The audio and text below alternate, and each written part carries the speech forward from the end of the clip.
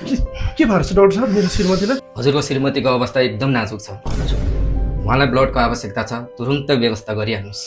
Doctor साहब कति चाहिन्छ रगत मेरो शरीरबाट लिनुहोस्, मेरो थोपा सिदिँदा लिनुहोस्, तर प्लिज मेरो श्रीमतीलाई चाहिँ बचाइदिनुहोस्। ठिक छ, हेरौँ न त। तपाईँको रगत त तपाईँको श्रीमतीसँग म्याचै के भयो। भन्नुभएको डाक्टर साहब? कसरी मिल्दैन? असम्भव। विज्ञानको नियम हो हजुर, नमिलेपछि मिल्दैन। 7 वर्षदेखि यसले मेरो रगत चुसिरहेको छ, अहिलेसम्म त मिलिरहेको थियो त। हस्पिटल ल्याएर चेक गर्न साथ नमिल्ने।